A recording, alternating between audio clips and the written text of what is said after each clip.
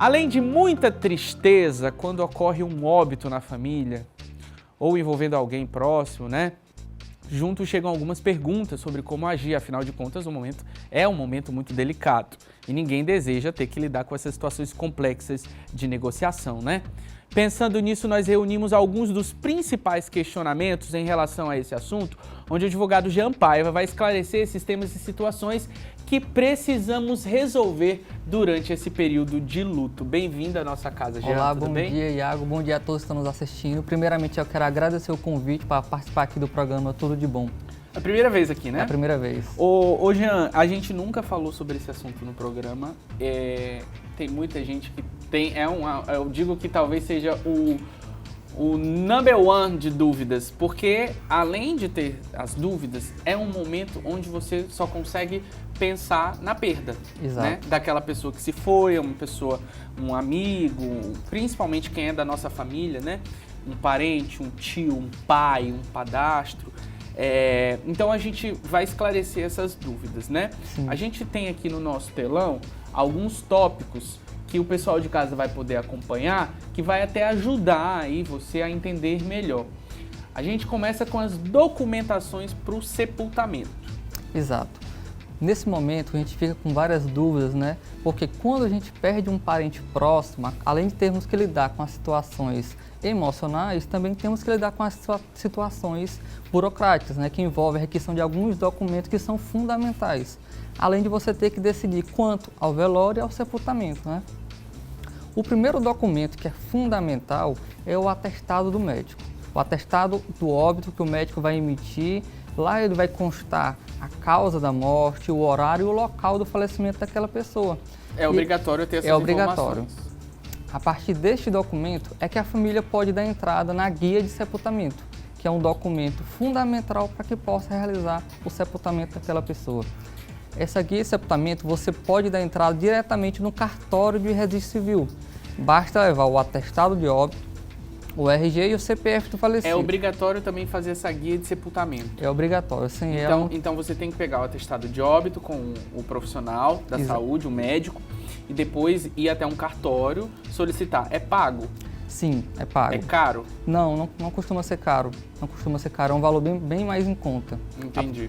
Aí você leva os documentos pessoais da pessoa, e se não tiver os documentos pessoais dessa pessoa? Aí se não tiver, fica um pouco mais complicado. Se perder, por exemplo, foi um acidente, né? Que Deus me livre, gente, foi um acidente ali.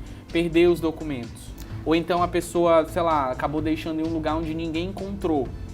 Quais são os documentos necessários? A identidade? É o RG e o CPF. Somente esses dois documentos. Se não tiver o documento ali, pode ser a numeração? Porque a numeração talvez seja mais fácil de... Sim, só precisa da numeração. Da numeração. Porque você vai somente informar ali ao médico, né? E ele vai constar somente ali o nome. De início, o atestado, ele vai constar somente o nome daquela pessoa, né? O RG, o CPF, a causa da morte, Entendi. O local e o horário do falecimento. Entendi. Vamos seguir aqui para o nosso guia, já que tem um guia de sepultamento, aqui tem o nosso guia para o nosso assunto de hoje. A gente já falou sobre as documentações para o sepultamento, né? As documentações necessárias. Agora a gente vai para o sepultamento e para a cremação, que é um segundo tópico desse assunto, né? Exatamente. Esse é um momento também delicado, porque geralmente as famílias ficam naquela dúvida sobre o que escolher entre o sepultamento ou cremação, e acabam que as pessoas acabam escolhendo pelo sepultamento por ser o mais comum. Mas também tem crescido cada vez mais os casos de cremação aqui no Brasil. Entendi. Esse sepultamento, você procura ali o cemitério, paga uma taxa, né? Sim. Pra gente comprar ali o caixão, né? Exato. A gente precisa também levar esses documentos, né? Exatamente. Funciona Porque tem... Veja bem, Jean, eu acho que além de ser um momento delicado, você tem que fazer muito rápido. Exato. Porque o corpo não pode esperar muito tempo, né? Exatamente. Tudo é uma questão de horários, de prazos, né? Que são muito importantes. Então aí a gente procura um cemitério. Sim, geralmente as famílias acabam delegando essas questões burocráticas do atestado de óbito e como resolver tudo, né? Desde o velório até o sepultamento, acabam delegando para a funerária, que também faz esse tipo de serviço.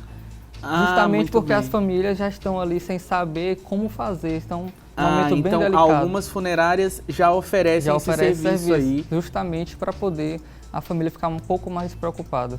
Entendi. Então a funerária mesmo procura ali o cemitério, organiza o sepultamento, né? Tudinho. Exatamente, porque essa questão burocrática é necessária. É necessário o atestado do óbito, é necessário o RG, é necessário o CPF, para poder dar entrada na guia. E essa guia de sepultamento é que autoriza que o cemitério realize ali o sepultamento daquela pessoa. Ah, então o cemitério só libera com essa guia que é emitida pelo cartório. Exatamente. Agora, a realidade de muitas pessoas aqui do nosso estado é que muita gente não pode pagar pelo serviço de uma funerária, né? E nesses casos, aí a pessoa pode procurar diretamente o cemitério? Sim, mas a guia, quando a família não tem condições, a guia você pode declarar que é declaração de pobreza, então a guia sai gratuita lá pelo cartório. Paga só uma taxa mínima que o cartório exige, mas sai bem mais barato. E neste caso, independente da condição da pessoa, é obrigatório ter essa guia, porque só através dessa guia é que o cemitério vai poder constar nos documentos dele, né, que aquela pessoa vai constar naquele local exato onde vai ser sepultado. Entendi. Vamos lá para o nosso próximo tópico. Hoje estamos recebendo o advogado Jean Paiva aqui na nossa casa. Agora a gente vai para cancelar documentos pessoais e contas do falecido. Tá aí um ponto bem delicado, né? A pessoa faleceu, tinha ali milhões de cartões de crédito, né? Vários cartões, tinha faturas em lojas abertas, tinha ali, tava devendo o vizinho, a mulher da revista, tava devendo todo mundo e tinha muitas contas, né? Quem que tem que fazer esse cancelamento? A funerária faz isso também? A funerária também pode fazer, mas geralmente os próprios familiares ou colegas já podem realizar esse serviço para eles. Não é obrigatório que seja um familiar para resolver isso. Ah, tá. Aí nesse caso... O que precisa? Nesse caso, precisa, essa parte até a funerária costuma realizar também, que é dar entrada na certidão de óbito, que é diferente do atestado de óbito. O atestado é o médico que vai emitir e a certidão é o próprio cartório de registro civil que vai emitir. Neste caso, leva-se os documentos pessoais do falecido para emitir esse documento. Esse documento ele é bem mais complexo, ele vai incluir se o falecido era casado, se ele vivia em união estável, se ele tinha filhos. Mas aí quem que repassa essas informações? Tem que ser alguém da família? Aí nesse caso, um familiar ele vai ter que informar essas informações. Tem que comprovar ali o grau de parentesco, né? Exatamente. No cartório. No cartório. E aí, no cartório, então, a gente tira essa guia, né? E tira a certidão. São dois documentos necessários. São dois documentos necessários. Para cancelar os cartões, né? Essas contas, a gente precisa... Da certidão de óbito, que é emitida lá no cartório. Da certidão de óbito. Aí agora alguns bancos, algumas instituições financeiras, elas cobram ali um desligamento daquele produto que ela oferece, né? Se é uma cesta bancária, se é um financiamento, né? Por exemplo, a pessoa faleceu e deixou aí um financiamento de uma casa e de um carro. Como que fica? Aí neste caso, quem vai responder pelas dívidas do falecido são os bens que o falecido deixou. Ah, entendi. E aí, para realizar isso, é necessário que a família dê entrada no inventário. Acho que o próximo tópico aqui do nosso assunto. Gente, esse assunto é muito interessante. A gente nunca falou na nossa casa, aqui no Tudo de Bom. Seguro de vida ou pensão... Vamos logo para esse quarto aí, ó. Dá entrada no seguro de vida, se tiver, né? Sim. Ou pensão por morte, dependendo aí em alguns casos, né? Em alguns casos, sim. O seguro de vida é necessário que o beneficiário, aquele que tem o direito àquele seguro, reúne as documentações pessoais, as documentações do falecido e também um contrato que foi assinado. Tem que ter o contrato? Tem que ter o contrato. Meu Deus, e se não tiver esse contrato, perde dinheiro? Não, se não tiver o contrato, você pode solicitar que aquela instituição... Dê uma segunda via. Dê uma segunda via. Mas se tiver o contrato, é fundamental porque já vai... E aí recebe todo o valor integral, né? Recebe todo o valor, exatamente. Tem que ir lá para poder solicitar e o prazo, em média, em 30 dias, eles já repassam todo o valor. Muito bem. Certo. Agora vamos para mais um tópico do nosso bate-papo. Proceder com a abertura do inventário. Vamos para esse inventário aí que eu não sei direito como é que funciona. Exatamente. O inventário é um procedimento legal onde vai fazer o levantamento de todos os bens daquele falecido e todas as dívidas. E neste inventário é a forma legal de você transferir os bens do falecido para os herdeiros.